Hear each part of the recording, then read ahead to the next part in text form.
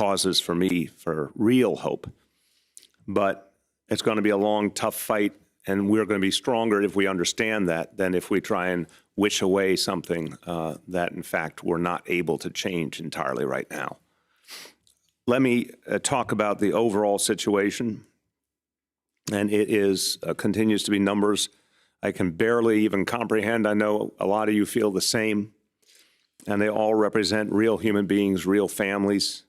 Total cases as of this morning in New York City, 21,873, a number that would have been unimaginable just a couple of weeks ago. Deaths in New York City, we've now lost 281 of our fellow New Yorkers to this disease. So we got a tough time ahead, and that's obviously particularly true in our healthcare system.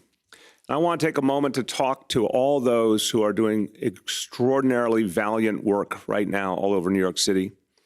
Doctors, nurses, all healthcare workers, everyone who works in a hospital, whatever your job is, every single one of you are doing something heroic and really difficult and absolutely necessary to save the lives of your fellow New Yorkers.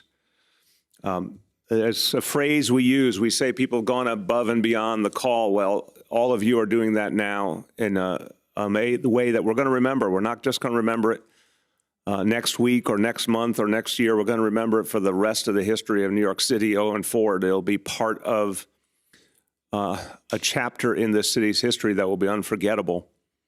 That all of you stood up, all of you showed up, all of you gave your all under very, very trying circumstances, because none of us have experienced anything like this, and it came out of nowhere.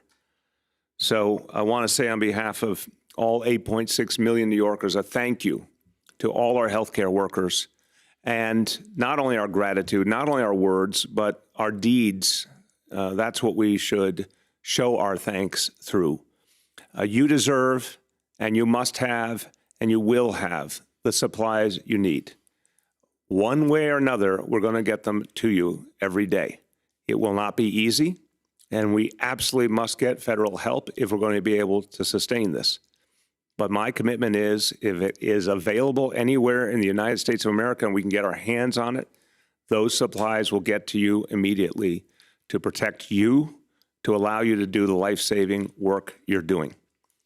This is going to be a day-to-day, hour-to-hour reality. I keep saying, I know this week that we have the supplies in this city we need.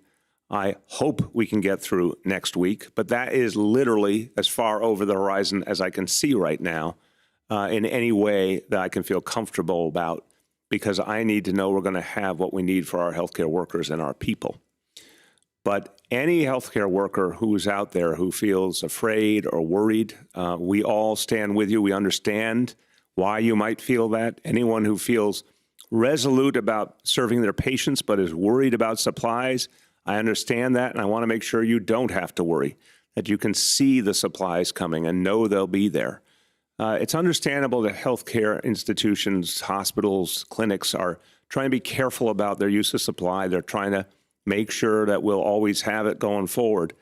But we also have to make really clear to our healthcare workers that any supplies we get from Washington, from Albany, from the private sector are immediately being turned around to our hospitals and our healthcare facilities. And I want people to see more and more evidence of that. And we're going to show it very publicly. And to all of you who are experiencing challenges, we need to hear from you. We need to understand what you need so we can get the job done for you. And thank you for all you are doing. Now, I've said throughout this crisis, there's a lot of challenges that we're facing, but we also have some extraordinary advantages. And one of them is that we have the best public health system in the nation. We have the largest. We have the best by far. Health and Hospitals is an amazing organization that's only gotten stronger in recent years, but now it's under a tremendous amount of stress. And obviously, Elmhurst Hospital in Queens is right now the epicenter within the epicenter, dealing with an extraordinary surge of cases. It also happens to be an extraordinary hospital. It's renowned within our public healthcare system as one of the very best hospitals we have, with an incredibly committed staff who have been able to deal with so many challenges before with great skill and great compassion, great ability, and that's what they're doing right now. the folks at Elmhurst Hospital, the folks doing this noble work, need supplies, and I'm committed to getting you supplies. In fact, in the last 10 days, we have 4 times resupplied Elmhurst Hospital with additional ventilators, and we will keep doing that until we're at the point that Elmhurst absolutely always has more than enough ventilators. Today, we sent over 40 additional ventilators that have arrived at Elmhurst. This will be an ongoing commitment to make sure that that hospital and all our public hospitals have whatever they need at any given point in time. If we have it, it will get to you. We also sent today to Elmhurst Hospital 56 additional staff members to deal with the challenges that they're facing. And again, we will keep adding as needed. We have to make sure that the really, really hardworking doctors, nurses, all the healthcare workers who have dealt with a sudden surge, we need to give them a break as quickly as possible. And we need to bring additional folks in to give them, to spell them, to give them a chance to catch up, catch their breath, get a little downtime so they'll be able to continue on going forward. So it's crucial that we get more and more support into Elmhurst, and we will do that. So in terms of our entire healthcare system, public and voluntary, nonprofit, the whole picture, look, before the coronavirus came to New York City, we basically had 20,000 hospital beds with everything that was needed, all the staffing, the equipment, everything that you would need to fully attend to a patient in a hospital bed. That number about 20,000. Once upon a time, and once upon a time was only weeks ago, that was a really big number, and that was certainly sufficient to handle the demand every day in New York City. In fact, people used to talk about there were too many hospital beds in New York City. Well, that 20,000 number that once seemed so impressive, now it's only a part of what we need to deal with the coronavirus. Our goal is to triple the number of hospital beds in this city by May. Now, that's an extraordinarily difficult goal. And I am not going to look you in the eye and tell you I can guarantee you we will get there because we have so many challenges. The bed, again, is only one part of the challenge. Location is only one part of the challenge. We need the equipment, we need the supplies, and we need the highly trained personnel. All of that we're working on simultaneously. And this is where the federal government, again, could be absolutely crucial. And I've been very clear about what could be done on the federal level that could affect that entire equation in our favor, particularly when it comes to things like personnel.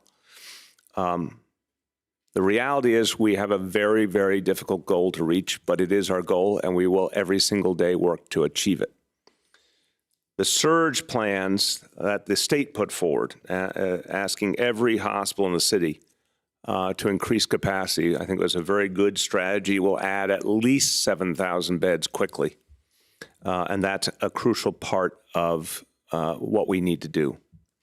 We've obviously, in addition to what could be done in hospitals, it is crucial to find new locations, either facilities that are healthcare related where we can put in more beds, or facilities that weren't healthcare at all, but where we can now create crucial new capacity. So those new locations in places like Kohler Hospital, part of Health and Hospital System, Javits Center, obviously a convention center, had nothing to do with healthcare. Now it does.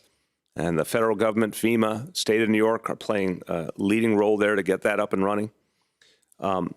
With the surges in the hospitals, with the additional beds outside the hospitals, that gets us to almost 34,000 beds compared to the 20,000 we had just weeks ago. That is a very, very important start in addressing this crisis. But as I said, my goal is to get us to not just 34,000, but then to 40,000, to 50,000, ultimately to 60,000 if we can get there. And if this crisis continues to build the way we think it will. I would love nothing more, and I know you would love nothing more, than to find out, in fact, we got some relief from this crisis and the numbers got better and the human misery got reduced and there were fewer and fewer cases. That day comes, maybe we won't need 60,000 hospitals, but I cannot depend on maybe. I have to prepare this city for the toughest scenario, and that's what we're doing right now. On supplies, look, There's nothing more important than ventilators. We've all talked about this. I really didn't know a lot about ventilators a month ago. Now I know something at least. I've realized that a ventilator, it's, you know, we could put one right here on this desk. It goes in a packet that's about the size of a suitcase, but it is a lifesaver. As simple as that. If you have a ventilator, you can save a life. You can keep someone going, get them through this crisis so they can recover. If you don't have a ventilator, people die who didn't need to die. It's as simple as that. This is one of the most important pieces in this whole puzzle, getting enough ventilators, getting them quick. 500 have come in through our efforts working with the White House, working directly with the administration to get immediate, direct supplies to New York City. And that's been very helpful this week. In addition, 2,000 more from FEMA. About half of them are here in New York City now, over 1,000 already here, the remainder coming in the next couple of days. So when you combine all that, 2,500 more ventilators that we'll have, a few days from now, we'll have about 2,500 more ventilators than we had, say, 10 days ago. That's hugely important. That's only about a sixth of what we are going to need to get through this entire crisis. We predict at this moment we need 15,000 ventilators. And we are pushing every possible button. We're looking under every stone. We're calling all over the country to find every ventilator we can get. And soon we'll be talking about the efforts to create them right here in New York City as well. But my deep concern remains that the federal government is not using it to its full disposal of the Defense Production Act. That's the game changer. That's where we could get a lot more ventilators built around this country, manufactured and shipped to New York City in time while this crisis is raging.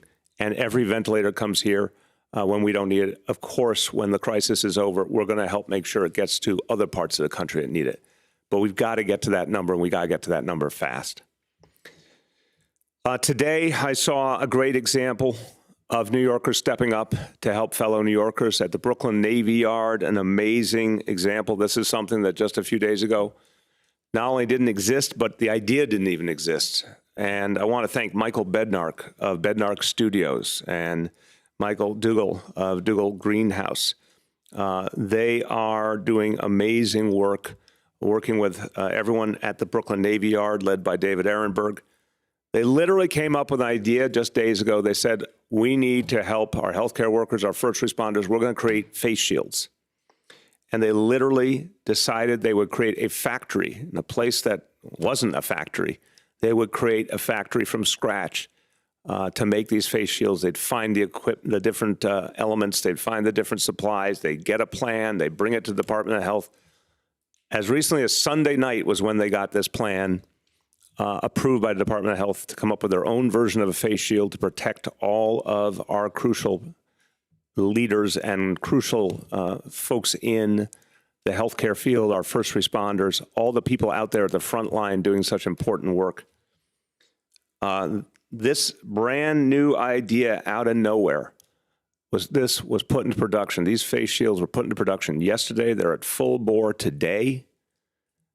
They will, on Friday, ship 50,000 face shields to the Department of Health to distribute to hospitals all over New York City and to first responders. By next Tuesday, they'll have 120,000 made. This is just an inspiring, beautiful effort. And we're going to make sure New Yorkers see a lot about this and understand how powerful this is and what it means is for the future. So many New Yorkers are just finding many, many ways to help each other. There's going to be more of that coming. You're going to see surgical masks, gloves, surgical gowns, all sorts of things being built right here in New York City, manufactured right here to protect our fellow New Yorkers. None of that takes the federal government off the hook. I want to be clear. We need everything that is being produced here just to keep going day to day. We need the federal government to come in with the really big numbers, the really big supplies, if we're going to get all the way through April into May. But we're going to help ourselves in the meantime every way we can. Finally, a couple updates. There's been a lot of concern about the situation in our jails. I want to give you an update that I'll keep doing every day. I'll give you an updated number. We are looking to release the inmates that we think are appropriate to release that we think do not pose a threat to the community. And we're also very, very concerned. There are inmates with very serious pre-existing conditions, inmates who are much older. We have an obligation to think about them the same way we think about all New Yorkers who are in those high-risk categories. So we're working that through. I'll give you updates regularly about where we stand. We have to work in many cases with the district attorneys in the states, state government, I should say, to get to specific decisions case by case, but we'll keep updating you. So as of last night, 200 inmates from our jail system have been released from the beginning of this process, 200. That action last night allowed us to hit a major, major milestone. And none of us expected this crisis, but one thing that has come out of it is that our jail population continues to decline. Last night, we went below 5,000 inmates in our jail system. Again, last night we went below 5,000 inmates in our jail system in a city of 8.6 million people. The last time the New York City jail system had fewer than 5,000 inmates was 1949, right after World War II. So this is an important note against the backdrop of this crisis, something happening that has a real value in other ways, even though it's part of addressing this crisis. It should be noted as an important moment. By tonight, by the end of the day, going into tonight, that number of inmates released will go from 200 up to 375. And we will keep giving you updates as we go along. So I wanted you to hear about that, just to officially know that now our jail population as of this morning is 4,906. On supermarkets, there's a lot of concern to make sure we keep our supermarkets clear so people go in there, can shop, observe social distancing, not be crowded, not end up being in a situation that violates the rules we put forward. We need everyone to stick to that idea. So a couple of thoughts. First of all, to, again, the store owners, the store managers, the employees, very, very important to practice social distancing, insist on social distancing. Any line inside or outside the store needs to be distanced, 6 feet between the person before them and after them. Constantly have to make that happen. We have to be conscious about limiting the number of people come into a store if you start to see an overcrowding situation. Again, if that means a line outside, keep that line distanced. To any store owner or store manager or employee who says, wait a minute, we need some help to do that, we need some backup, we need some enforcement, just pick up the phone and call 311, and we will get you help quickly. Whether it comes from the NYPD, the fire department, the sheriff's office, the buildings department, whatever it is, members of our city government will come to you and will help you achieve that social distancing. You're not alone in doing this. We want to help you do it. Call 311 and we will get help to you quickly, but we got to get this done. Finally, a recommendation for all store owners. This would certainly be true for grocery stores, supermarkets, pharmacies. If you can, and some it'll be easier, some it'll be harder, but if you can, there've been a lot of requests to institute senior citizen hours early in the day. So the idea would be to set up a time, and I'm going to suggest something like 6 a.m. to 8 a.m., where only seniors come in to shop. Look, this is a suggestion. This is a recommendation. It's something that is not typical, but in this crisis, people are adapting and getting used to very different realities. I think all New Yorkers want to make sure our seniors are safe and they get what they need. So having those early morning hours available to any pharmacy or grocery store, supermarket, anyone who can do it, whether 6 to 8 or whatever version you choose, letting seniors have that time that's just for them, keeping the crowds low, making it a little easier on them. A lot of them are up early and can get to you. If you can do that, it would really help. If we can stretch things out, it would really, really help to avoid social distancing other times of the day. To ensure social distancing, to avoid crowding. My apology. So everyone, just to finish, and then we'll take questions from the media. And I will be joined by Dr. Auxiris Barbeau remotely, our health commissioner. I talked earlier about our healthcare workers, our doctors, our nurses, every single human being who's working in a hospital right now, whatever your job title, You're a hero. We need you. You're at the front line. I want to also remember at the same time, everyone at EMS, everyone, emergency medical service, who is constantly there saving New Yorkers. We depend on them 24/7. You know, you call 911, and as New Yorkers, we expect not only an ambulance to arrive quickly, but some of the best professionals anywhere in the world to be there, and they are. And they've been great throughout this crisis. They're dealing with a lot, but they've been there for us every single day. And I want to thank everyone at EMS for all you are doing. And I want to thank the folks who get even less attention, I would say. I want to make sure EMS gets their fair share of attention and their praise and their appreciation. But our voluntary ambulance services, community-based, neighborhood-based ambulance services that really play a crucial role as well. A lot of times they get overlooked. I want to thank all of you for all you do for our communities, especially in this time of crisis. And I'll make sure to use Twitter and other forums to thank each of your organizations individually for everything you're doing. We appreciate it, and it makes a big difference. So everyone, I conclude before saying a few words in Spanish by saying it'll be a hell of a challenge these weeks ahead. But there's nowhere on earth where people meet a challenge like New York City. And I want to thank you all. I know it's tough. I know people are really, really changing your lives, but you're also doing it in a way that's inspirational and showing the whole nation what it looks like to deal with a crisis and do it with strength and dignity and resolve. And I want to thank you all for that. A few words in Spanish. Nuestros trabajadores de salud están al frente de esta crisis. Les damos gracias por toda su ayuda en este tiempo difícil.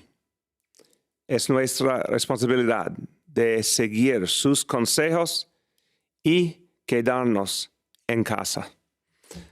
With that, let me turn to our colleagues from the media, and we will be calling upon you one by one. And we'll call in Dr. Barbeau on questions that are relevant to her. Let's go ahead. Hi, all. Just a quick note at the top. Today, we'll ask that everyone limit themselves to just one question in an effort to get to as many outlets as possible. Just a reminder, we have Dr. Barbeau and Dr. Katz on the phone today. Good. Dr. Katz has joined us. Okay. I'm glad for the update. Thank you. With that, I will start with Shant from the Daily News. Thank you, Mayor. I wanted to ask for your reaction to today's historic unemployment numbers and if that's changing your response for your plans looking ahead. Shant, it's staggering. We're only seeing the initial numbers. They will get worse, unfortunately. A lot of people can't even apply for unemployment yet. I've been trying to get through. So right now, our early estimate is, unfortunately, probably at least 500,000 New Yorkers will end up unemployed, are already or will soon be. That's just a staggering, staggering number.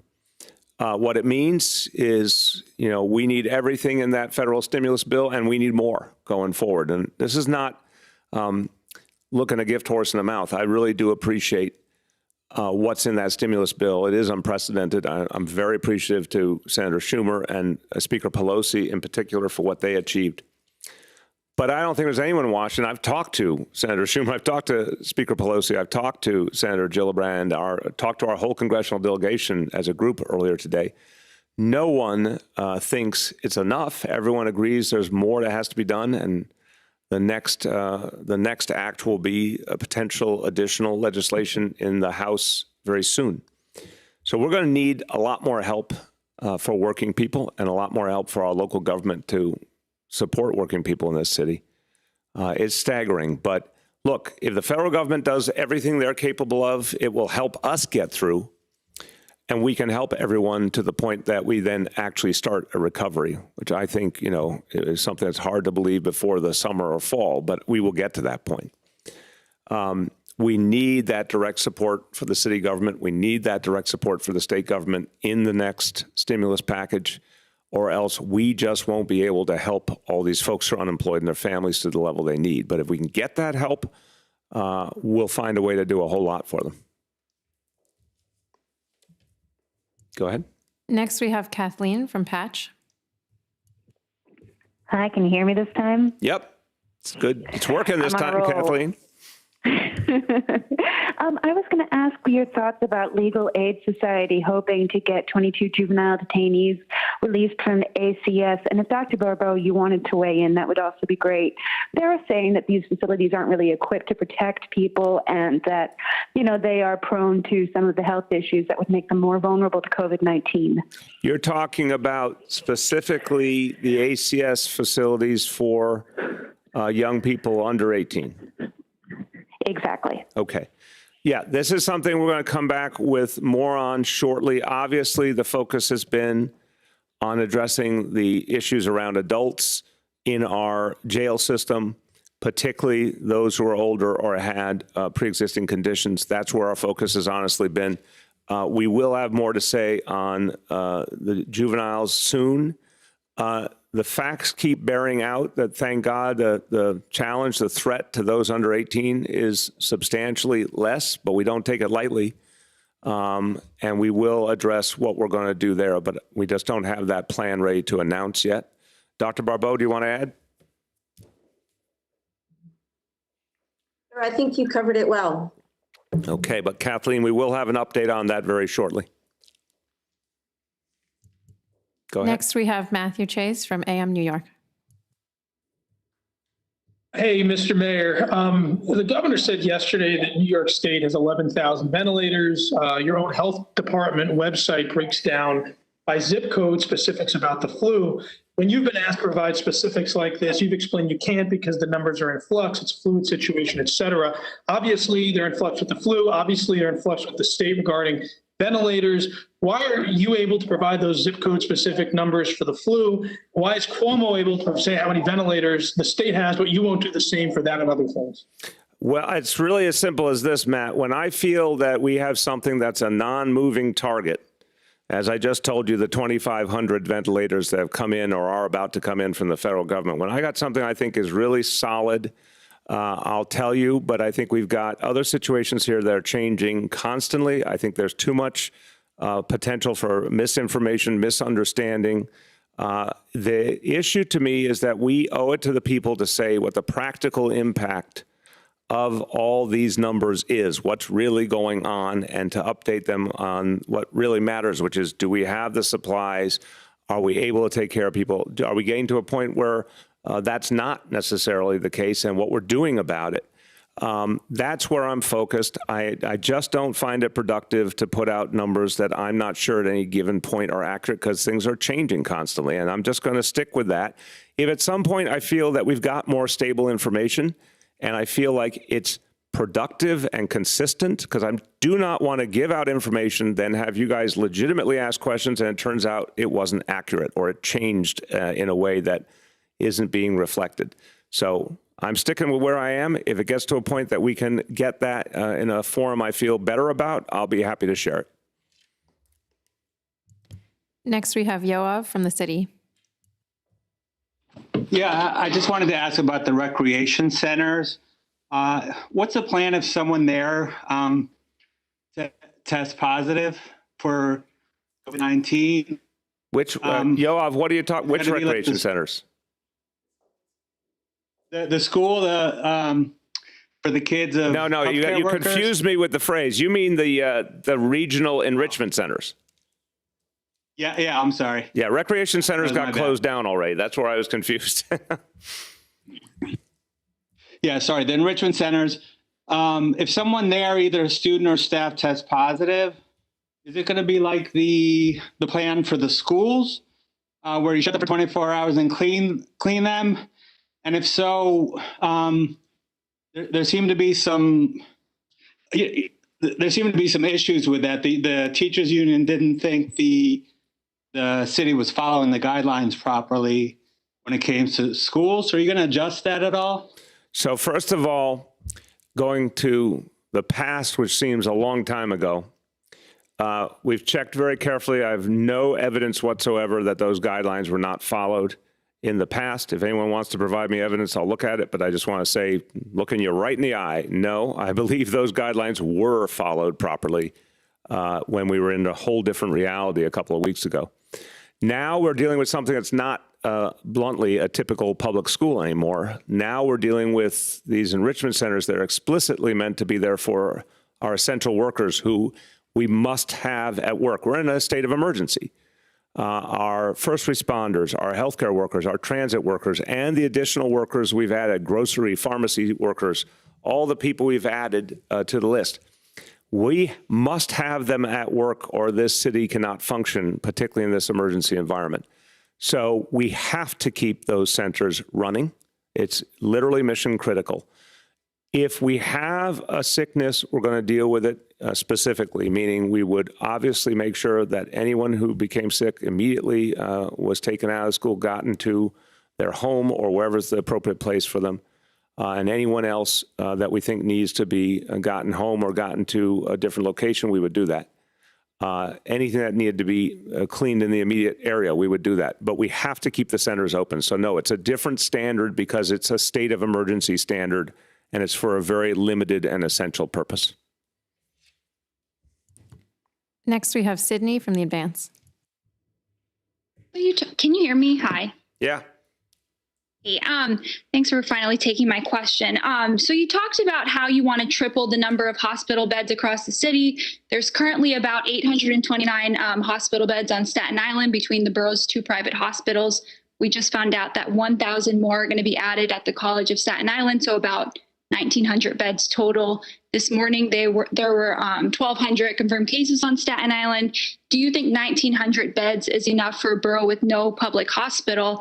And do you have a plan in place to mobilize Staten Islanders to get to the city's public hospital system or places like the Naval Hospital Ship or Javits Center if Staten Island's hospitals reach their capacity? Well, I think the first part would be, like I said, we want to first double and then ideally triple our capacity everywhere.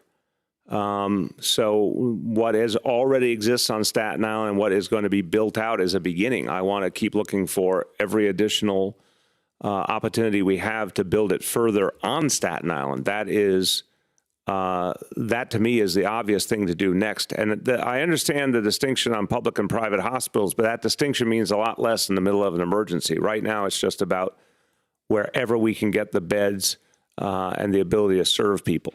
So we're going to keep doing that on Staten Island.